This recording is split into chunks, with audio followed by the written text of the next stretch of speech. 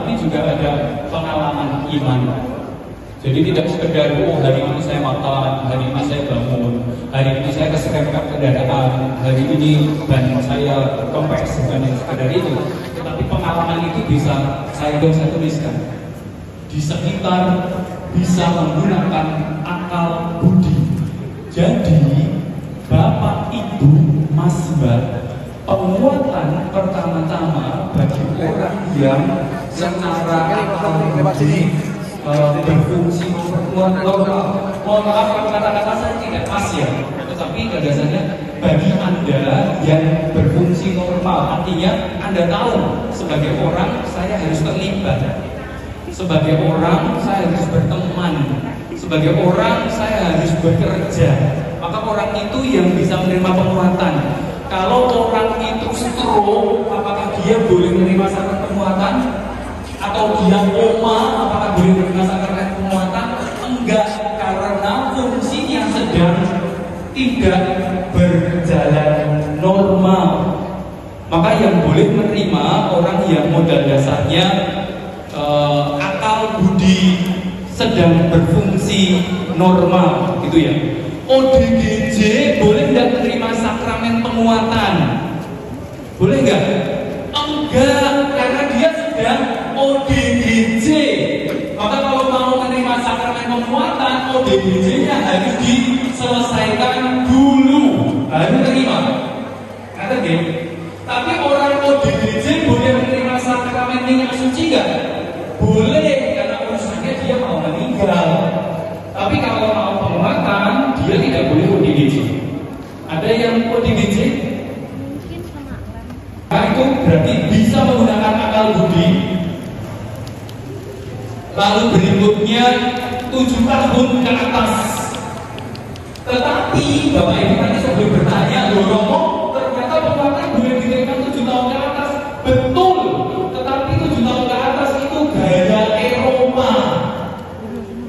Jadi dokumen Katolik ini Bapak Ibu ditulis oleh orang-orang Eropa yang 7 tahun itu sudah bisa melakukan banyak pekerjaan sendiri. Yang 18 tahun sudah harus pergi dari rumah bapak ibunya membangun keluarga sendiri. Nah, anak-anak kita hitung tahun isi pasaran gitu. Jadi belum bisa 18 tahun anak-anak kita masih tinggal bersama bapak ibunya atau SMP, tetapi genap 13 dan duduk di SMP. Maka kalau masih 12 duduk di SMP, lebih baik tahun depan, gitu ya. Itu gagasannya. Mari kita belajar sepakat dengan apa yang menjadi pertimbangan keuskupan.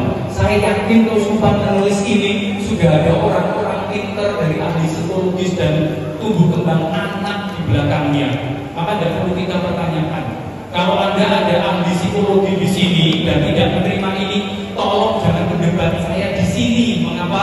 Ini yang menandatangani Posko Presio Jawa, Jakarta, Bandung, Bogor, Purwokerto, Semarang, Surabaya, Malang, Denpasar. Jadi pasti sudah ada 8 lebih ahli di belakang 8 posko, saudara-saudara. Maka kalau Anda tidak menerima ini, sorry, saya harus ngeles membela diri, saya tidak bisa menjelaskan. Tetapi mari kita mencoba taat pada ini, karena pasti posko penandatangan ini tidak sendirian. Pasti sudah ada orang-orang cerdas di belakangnya terkait dengan tumbuh kembang anak yang menentukan mengapa 13 dan duduk di SMP, bukan 13 dan masih duduk di kelas 1 SD. Karena kalau 13 tahun masih di kelas 1 SD, berarti ada indikasi tumbuh kembangnya terganggu, gitu ya. Jadi ada persoalan. Itu jadi yang boleh menerima di Keuskupan Agung Semarang 13 tahun dan duduk di bangku SMP. Lalu sudah menerima komuni. Maka putra-putri panjenengan tolong dicek siapa yang ikut penguatan tapi belum komuni, maka ikut pelajaran komuni pertama ini, ikut pelajaran ini, pembahasan ini, besok Oktober baru komuni. Jadi bagi yang belum komuni, nanti yang sudah mendaftar di persiapan penguatan ini, nanti ikut pembekalan penguatan ini, tetapi untuk komuni Oktober nanti. Penguatannya kapan? Berikutnya lagi. Itu ya. Karena Anda satu. Jadi berdiskusi baik ini bukan berarti ini kalau tetap bermanfaat, enggak. Kalau sakit jangan berangkat ini bangun lari kancani. Kalau ada sakit jangan berangkat. Saya yang memerintahkan jangan berangkat kalau sakit. Tetapi nanti kalau tidak berangkat, kalau ada berdisposisi baik, punya hati baik, punya niat baik, maka setelah itu minta waktu dari pendampingnya untuk memberi tambahan ini. Gitu ya. Jadi kapan anak-anak pelajaran dan anak bisa terima kalau berdisposisi baik. Kalau mau diturunkan disposisi baik itu artinya apa? Sekian 40 sekian kali pertemuan datang tanpa ngomong. Boleh tidak datang pada waktu hari-harinya, tetapi minta tukar waktu, minta tambah waktu dari pendamping. Kata kedua itu, jadi ini dapat mempelajari jadi baptis ini nanti apa pada waktu pelajaran. Disposisi tadi terbuka pada pembinaan awal. Pertemuan nanti Bapak Ibu, saya minta izin terlebih dahulu di depan ini pertemuan minimal 1,5 jam dalam kelompok. Maka kalau Bapak Ibu tadi mau menunggu putra putrinya 1,5 jam, tolong diperkenalkan daripada kantor untuk jahit lumayan untuk pirang jahitan.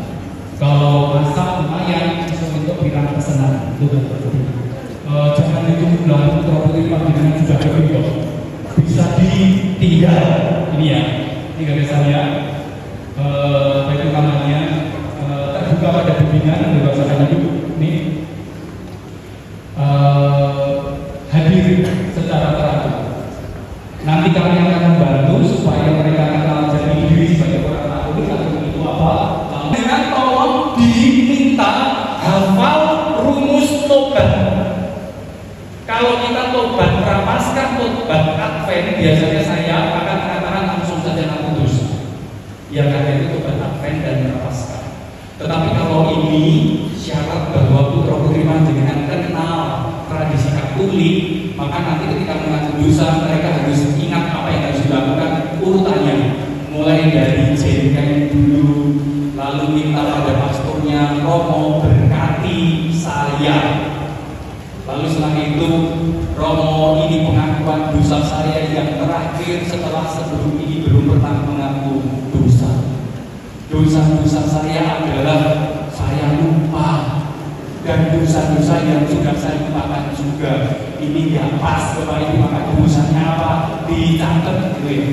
Lalu setelah itu Romo saya menyesal atas dosa-dosa saya dan minta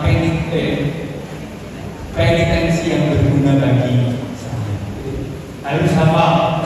Maka nanti kalau putra putri panjenengan ketika pelajaran ini, praktek ini nggak hafal, saya minta maaf dulu di depan. Mungkin mereka harus mengulang nanti gemeteran. Itu ya. Ngaku dosa mohir, nggak ada sebetulnya. Tetapi kalau juga pengakuan putra jenengan itu mau ngadep jegeget meneng arep malah ditemoni nangis, wah enggak, dia harus hafal, itu ya. Maka kami pertemuan hanya 1,5 jam. Siapa yang harus membantu putra putri Anda hafal rumusan tobat panjenengan. Juga anak-anak kalian nanti harus menghafal doa tobat. Allah yang Maha Rahim, aku menyesal atas dosa-dosaku, patut aku engkau tendang. Begitu? Sebab aku telah menghina Engkau yang Maha Murah dan Maha Baik bagiku. Jangan sampai ada lagi calon penerima syafaat penguatan ketika saya minta, ayo doa tobat. Saya mengaku kepada Allah yang Maha Kuasa. Saya tidak akan mengatakan itu salah. Lalu saya pasti akan mengatakan dan Romari baleni. Saya mengaku kepada Allah baleni. Saya mengaku baleni. Lah salah kok Bapak Ibu? Ya kan? Ini bukan doa tobat, tapi ini saya mengaku. Ingat tuh ya. Pokoknya jangan salah ucap. Nanti kami hanya mengatakan baleni. Sok galak baik kalau di kamar karena pengakuan itu ya. Baleni. Geneping 10 kepoyo-poyo. Tapi pun kadang-kadang kita kan terlewat. Tetapi kan meskipun kadang-kadang terlewat, kita kan hafal. Gitu toh. Apapun banyak yang kadang-kadang kita doakan terlewat, tapi nggak soal sebelumnya kita sudah hafal. Itu ya. Lalu berikutnya kenal masyarakat itu seperti apa. Anda boleh tambah, ada yang pakai rakyat dan duduk di sini. Nanti kalau ada pakai rakyat, saya titip 101 orang ini diajak ke gedung pertemuan Dewan yang terhormat itu, gitu. Supaya mereka tahu, siapa tahu cita-citanya jadi anggota DPR. Siapa tahu? Iya. Jadi supaya kenal, maka nanti ada outing. Dengan adanya outing, Bapak Ibu outing kelas, maka Anda tahu langsung ada biaya yang keluar untuk itu. Gitu ya. Jadi biaya untuk makan, biaya untuk transportasi, mudah-mudahan begitu perlu Anda siapkan itu.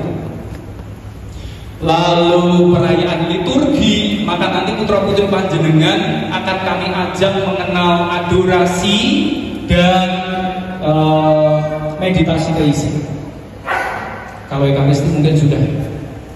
Lalu bertemu dengan perkumpulan-perkumpulan Katolik, lalu pelayan pada masyarakat, kitab suci seperti ini kira-kira materinya.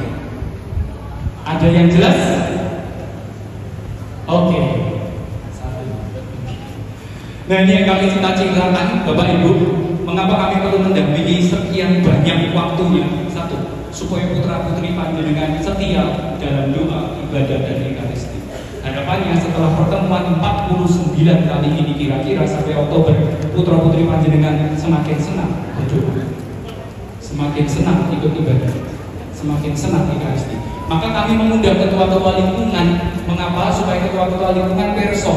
Jadi Anda tidak sendirian ngoyak-ngoyak umat supaya senang pertemuan lingkungan, karena kami juga ngoyak-ngoyak. Maka Pak Ketua Lingkungan, Bu Ketua Lingkungan jangan berhenti ngoyak-ngoyak umatnya, karena umat Katolik perlu dioyak-oyak supaya kumpul sembahyang, kumpul ibadah, kumpul Ekaristi, karena Ekaristi tidak bisa dirayakan sendiri, gitu ya. Jadi bagi panjenengan yang sedang berpikir, aduh kok nompo penguatan kudu sergap misa, nek ngono aku durung siap, ya sudah nggak apa-apa, tapi jangan mundur saat ini, nanti jangan sekarang.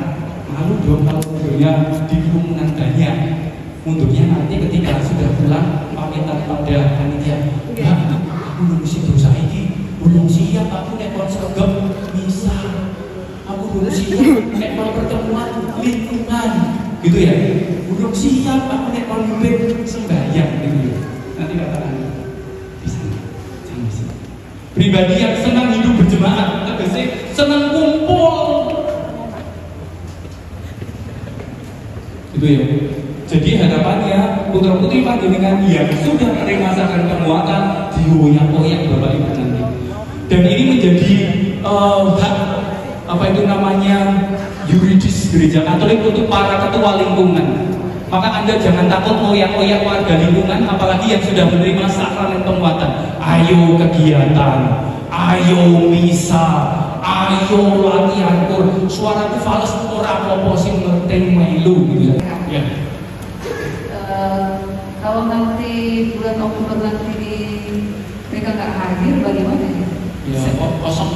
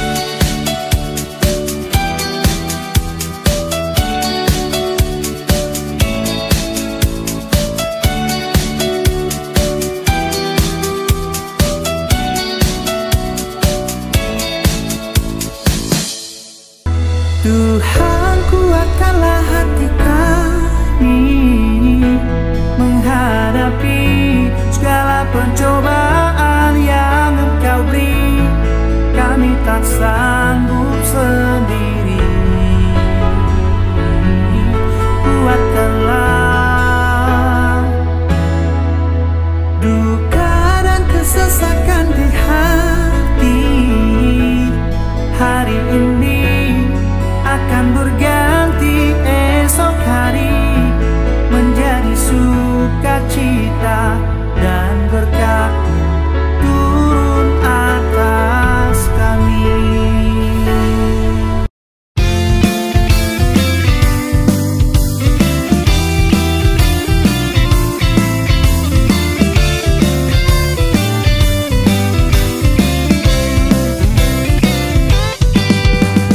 Yesus segalanya, Yesus aku cinta, Yesus semuanya, Yesus aku suka. Di dalam setiap doa ku selalu merasa Yesus segalanya. Yesus anak Allah, Yesus kasih nyata, Yesus sang gembala, Yesus yang kuasa. Di dalam setiap doa ku selalu merasa Yesus segalanya. Sembah Dia,